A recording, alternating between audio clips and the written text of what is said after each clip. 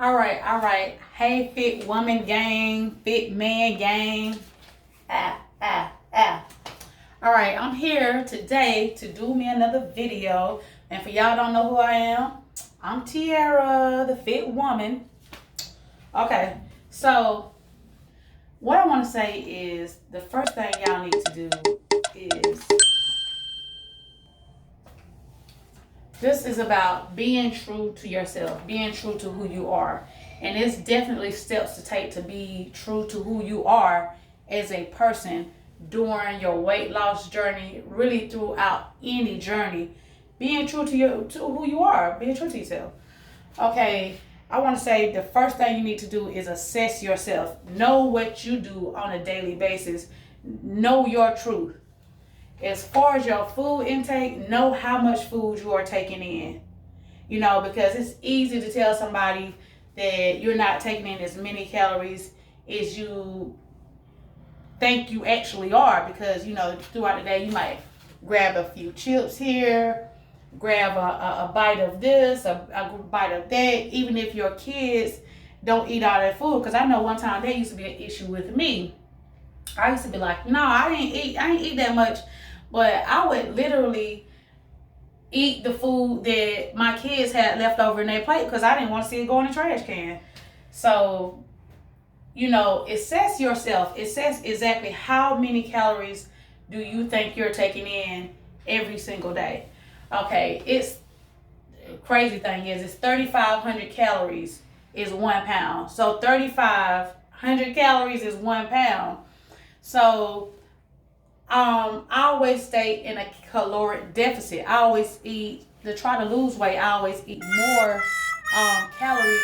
I always eat less calories than it takes for my body to move around on a daily basis, do what I'm doing. And so I'll go deeper into that. Staying in a caloric deficit in another video. And the opposite of that is in a caloric surplus, which is gonna make you gain weight. But like I said, assess yourself. What are you truly doing to reach your goals? Are you just making up excuses? Are you eating a lot? Are you walking around at your job calling that your workout? Just assess yourself. And the number two thing to knowing who you really are and evaluating yourself is assess your environment. Okay, this can be the guy that you're dealing with, your friends around you, your family. How supportive is your environment? Your children even. How supportive is your environment of what you're doing? So assess your environment, assess the people around you, assess the stuff that you bring around you. Go in your kitchen and look around and like, is this the person that I want to be? Do you have the stuff that you're in your environment? Like, do you have workout clothes that you may feel more comfortable in than street clothes? Because we definitely don't have to have workout clothes to work out. So it's assess your environment, make it foolproof for yourself. For example, I still like to snack. So what I do, if I buy snacks, I always hide my snacks from myself, because I know if I leave my snacks on the counter, that when I get hungry, the first thing I'm gonna do is reach for that bag of chips, reach for that bag of cookies, and I'm gonna eat until I don't feel that hunger pain no more. So I had to assess my environment that I was creating for myself. You know what I'm saying? So me putting them under the cabinet or putting them in a bag that I couldn't see them in made me have to think 2 or 3 times, like, I'm hungry, what am I gonna eat? And it also gave me the chance to like sit back and say, okay, I know that I don't need to eat over my calories. I need to fix myself something that's not gonna be too many calories, that's gonna fit into the new lifestyle that I'm trying to do. So you think you have a little more time to think when you assess your environment, when you set your environment up for foolproof. Like you got to set your whole environment up. So with that, the people around you, are they encouraging you to do what you to be a better you, or are they kind of just downplaying that situation? So assess your environment. Another thing I like to do is write things down. Now, this is something that I recently started doing. Writing down the things that I have accomplished throughout the day, whether that be good or bad. Being honest with yourself about what you are doing to become a better person. So if you got up and went to work that day, and then you got off work, everything, write everything down step by step, what you did that day. If you had a day off of work and you slept the entire day, you have to write that down. You have to write the good and the bad things down. You can't just leave out things and say, your unconscious mind, somebody might read this, or somebody read this, they're going to see that I ain't did shit all day. So you definitely have to write things down in truth with yourself. If you ate a whole bag of chips that day, that need to be written down. If you didn't eat nothing all day, that need to be written down. So you can look and see what you've done that day to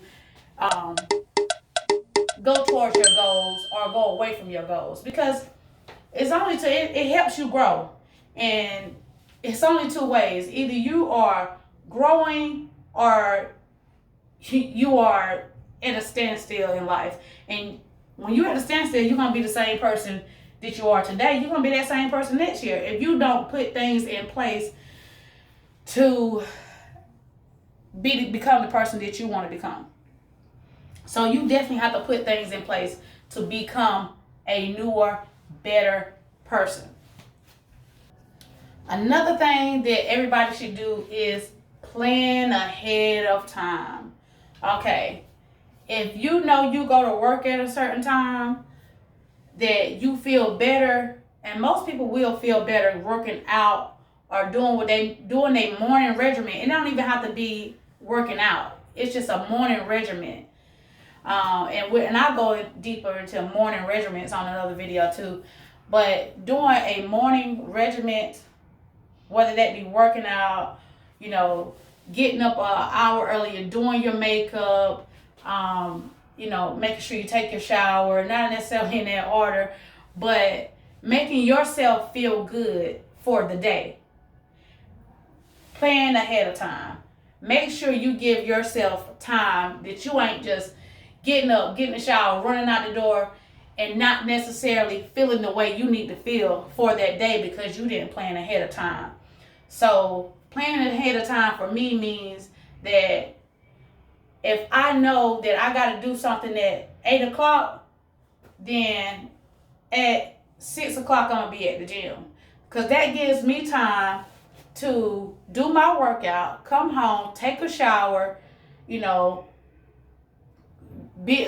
mess around for a little bit in the house, and be where I'm supposed to be at 8 o'clock. So plan ahead of time. So we all get just 24 hours a day. So it's not going to be like, oh, I got to get some more time.